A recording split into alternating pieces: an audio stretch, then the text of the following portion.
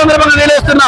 తప్పకుండా 5 నియోజకవర్గ ప్రజల ఆశ కోరిక నిరాశని చేస్తే మాత్రం ఏ మాత్రం కూడా సహాయం చేయాలని చెప్పేసి ఈ సందర్భంగా తెలియజేస్తున్నా. రానున్న రోజుల్లో ఎలక్షన్ సందర్భంలో మీరు ఆదిలాబాద్ జిల్లా ప్రకటించకపోతే జనాల ముందుకు వచ్చి ఏ మాత్రం కూడా మీరు సమాధానం ఇవ్వలేరు. అవసరమైతే ఆ రోజు మా డిమాండ్ కూడా ఇవాళ ఆదిలాబాద్ జిల్లా కోసమని చెప్పేసి ప్రతి ఒక్క ప్రజల్లో కూడా తీసుకొస్తాం ఈ నినాదాన్ని చెప్పేసి ఈ సందర్భంగా తెలియజేస్తున్నా.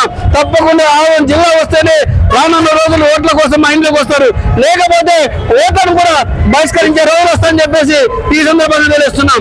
ఇప్పటికైనా నారా ముఖ్యమంత్రి చంద్రబాబు నాయుడు గారు ఈ యొక్క 5 నియోజకవర్గాల యొక్క డిమాండ్ దృష్టిలో పెట్టుకొని వాళ్ళ ఆవేదన దృష్టిలో పెట్టుకొని తప్పకుండా జిల్లాని ప్రతిబంధించాల్సిన అవసరం ఎంతో ఉందని చెప్పేసి ఈ సందర్భంగా తెలియజేస్తున్నా.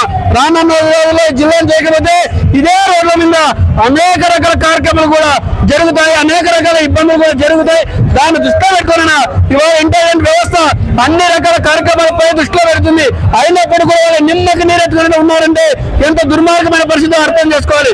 ఇప్పటికైనా ప్రజలు ఆవేదన దృష్టిలో పెట్టుకుని తప్పకుండా 5 నియోజకవర్గ ప్రజలు న్యాయం చేయాలని చెప్పేసి ఈ సందర్భంగా తెలియజేస్తున్నా. నా పేరు జయ సెంట్రల్ కమిటీ కన్వీనర్.